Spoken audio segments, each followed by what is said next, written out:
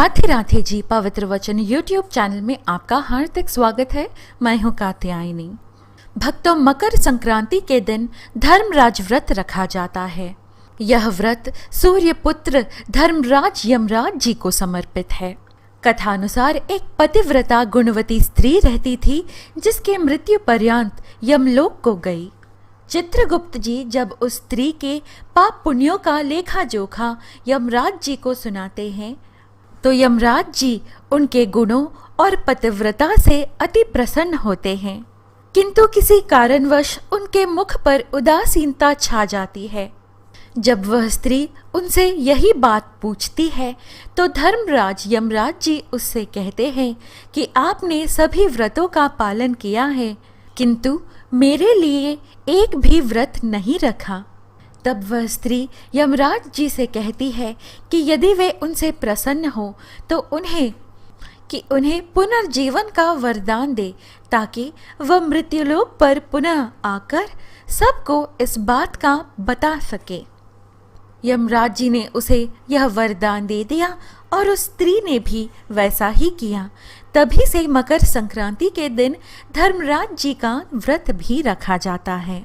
आज के इस वीडियो में विष्णु पुराण में वर्णित यम गीता प्रस्तुत कर रहे हैं, जिसमें स्वयं धर्मराज यमराज जी बताते हैं कि कैसे मनुष्यों को यम यातना भोगना पड़ता है और कैसे मनुष्यों को यम यातना भोगना नहीं पड़ता। आइए श्रवण करें, परंतु उससे पहले हमेशा की तरह जय धर्मराज जी की, जय भगवान श्री हरि विष्णु जी की लिखकर अवश्य कमेंट करें। और यह वीडियो आपको अच्छी लगे तो लाइक करना ना भूलें। और यदि आपने अभी तक हमारे चैनल को सब्सक्राइब नहीं किया है तो अभी सब्सक्राइब भी कर दें। जय यमराज जी की, जय भगवान श्री हरि विष्णु जी की। विष्णु महापुराण के अंतर्गत तृतीय अंश का 7वां अध्याय यम गीता। श्री मैत्रेय जी बोले, हे गुरु, मैंने जो कुछ आपसे पूछा था उसे आपने भली भांति वर्णन किया, किंतु मैं एक विचार और सुनना चाहता हूँ, वह आप मुझसे कहिए। हे महामुने, सातों द्वीप, सातों पाताल, सातों लोक, ये सभी जो स्थान ब्रह्मांड के भीतर में हैं, इन सब में स्थूल, सूक्ष्म, सूक्ष्मतर, सूक्ष्म से भी अति सूक्ष्म और स्थूल एवं स्थूलतर जीव रहते हैं। हे मुनि श्रेष्ठ, एक अंगुल का 8वां भाग मात्र भी स्थान ऐसा नहीं है जहाँ अपने कर्म के बंधन में पड़े हुए प्राणी ना रहते हों। हे भगवान, ये समस्त प्राणी अपनी आयु के अंत में यमराज जी के वश में जाते हैं और उनके आदेशानुसार यातना भोगते हैं, और अपने पाप के फल स्वरूप यातना भोगने के बाद जीव देवता आदि की योनियों में भ्रमण करते हैं। यही शास्त्रों का निश्चय है। अतएव आपसे मैं यह कर्म सुनना चाहता हूँ जिसे करने से जीव यम के वशीभूत ना हो। श्री पराशर जी बोले, हे मुने, यह प्रश्न महात्मा नकुल ने भीष्म पितामह से पूछा था और उन्होंने जो कुछ उत्तर दिया वह सुनो। भीष्म जी बोले, हे वत्स, प्राचीन समय में मेरा एक ब्राह्मण मित्र कलिंग निवासी मेरे समीप आया और मुझसे बोला। मेरे पूछने के बाद जातिस्मर ब्राह्मण ने ये सब बात इस प्रकार भविष्य वर्णन पर कही, और जैसे जैसे उसने कही थी सभी उसी प्रकार से घटित हुई। उसके प्रति श्रद्धालु होकर मैंने उससे पुनः पूछा, और जो भी उसने कहा उसके विपरीत मैंने कुछ भी नहीं देखा। जो तुमने पूछा है वह एक दिन मैंने उससे भी कलिंग निवासी ब्राह्मण से पूछा। तब उसने मुनि के वचन को स्मरण करके कहा कि जातिस्मर ब्राह्मण ने यम के अनुचरों और यम के बीच में जो संवाद हुआ था वही गूढ़ रहस्य मुझे भी कहा, वही अब मैं तुमसे कहता हूँ। कलिंग जी बोले, पाश हाथ में लिए हुए अपने अनुचर को देखकर यमराज जी ने उनके कान में कहा, मधुसूदन भगवान के शरणागत हुए लोगों को छोड़ देना, क्योंकि मैं विष्णु भक्तों के अतिरिक्त पुरुषों का शासक हूँ, वैष्णवों का शासक नहीं हूँ।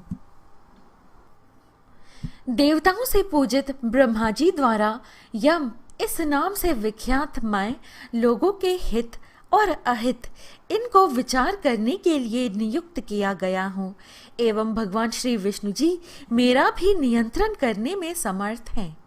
भेद रहित एक ही सुवर्ण जिस प्रकार कटक, मुकुट, कर्णिकादि अनेक भेदों से नाना रूपों में देखा जाता है, उसी प्रकार एक ही भगवान हरि, देव, पशु, मनुष्य आदि काल्पनिक भेदों से अनेक स्वरूप वाले माने जाते हैं।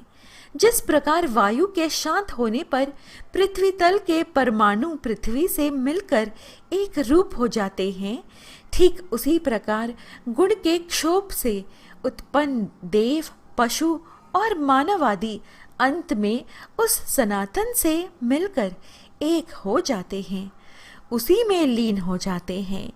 जो मानव श्रेष्ठ देवगण से पूजित चरण कमल वाले भगवान श्री हरि को एक बार भी परमार्थ बुद्धि से प्रणाम करता है, घृत की आहुति से प्रज्वलित अग्नि के समान समस्त पाप बंधनों से मुक्त उस मानव को तुम दूर ही से छोड़कर चल देना। इस प्रकार यमराज जी के वचन सुनकर पाश हाथ में लिए हुए यम पुरुष ने धर्मराज से कहा, हे विभो, सभी के विधाता भगवान श्री हरि जी का भक्त कैसे होता है, यह मुझे कहिए।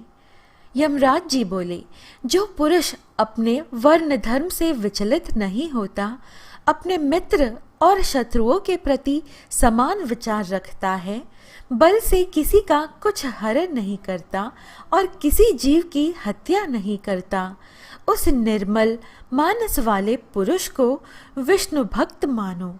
निर्मल बुद्धि वाले जिस मानव का मन कलियुग के कलुष रूपी मल से मलिन नहीं हुआ है और जिसके मन में सदा जनार्दन भगवान श्री विष्णु निवास करते हैं, उस पुरुष को विष्णु भक्त जानो। एकांत में पड़े हुए दूसरों के सोने को भी अपनी बुद्धि से जो तृण के समान मानता है और जो भगवान के अतिरिक्त और कहीं भी अपना मन नहीं लगाता, उस श्रेष्ठ पुरुष को विष्णु भक्त जानो। कहाँ स्फटिक गिरी के समान निर्मल श्री विष्णु भगवान, कहाँ मनुष्यों के मन में रहने वाले मत्सर आदि दोष चंद्रमा के किरण पुंज में अग्नि तेज की ग्रीष्मता कदापि नहीं रहती।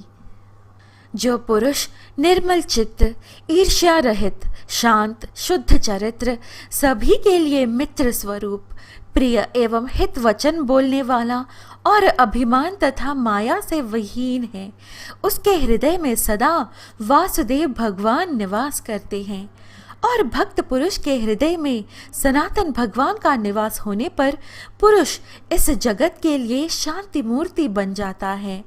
जैसे नवीन शाल वृक्ष अपनी सुंदरता ही से अपने भीतर के पार्थिव रस को सूचित करता है, हे दूत, यम नियम द्वारा जिनका पाप नष्ट हो गया है, जिनका मन प्रतिदिन अच्युत भगवान में आसक्त है तथा जिनका मद और मात्सर्य समाप्त हो गया है, ऐसे मानवों को दूर से ही त्याग हो।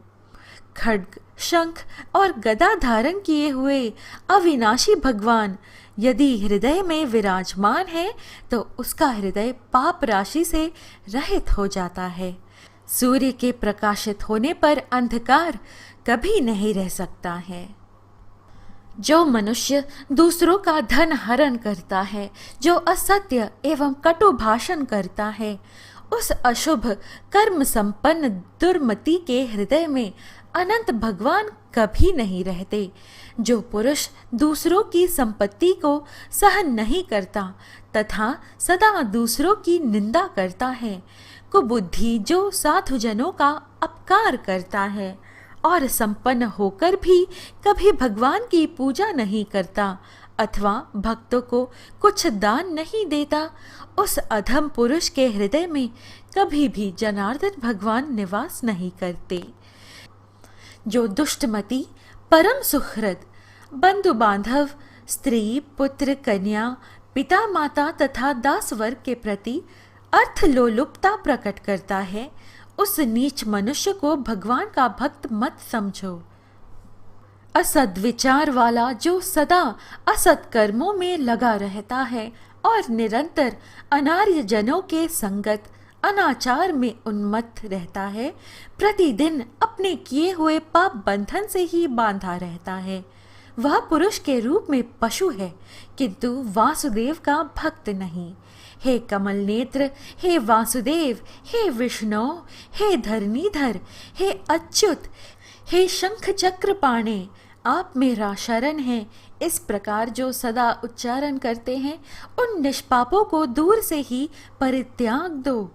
जिस पुरुष श्रेष्ठ के मन में वे अव्यात्मा भगवान सदा निवास करते हैं, उस पुरुष की जहाँ तक दृष्टि पड़ती है, चक्र के प्रभाव से बलवीर्य समाप्त हो जाने के कारण मेरी अथवा तेरी भी वहां तक गति नहीं हो सकती। वह पुरुष वैकुंठ आदि लोकों में जाने योग्य है। कलिंग जी बोले, हे कुरुवंशियों में श्रेष्ठ, इस प्रकार सूर्यपुत्र धर्मराज ने अपने दूत को शासन के लिए कहा और उस जातिस्मर मुनि ने मुझसे कहा तथा मैंने आपको सुनाया। श्री भीष्म जी बोले, हे नकुल, प्राचीन काल में कलिंग देश से आकर उस महात्मा ब्राह्मण ने प्रसन्नता पूर्वक मुझसे कहा था, और हे वत्स, वही समस्त वृत्तांत। संसार सागर में भगवान विष्णु के अतिरिक्त कोई भी रक्षक नहीं है। मैंने यह भली भांति तुमसे कह दिया। जिसका मन सदा केशव भगवान में लगा रहता है, उसके ऊपर यमदूत, यमपाश, यम अथवा यम यातना कोई भी समर्थ नहीं हो सकता।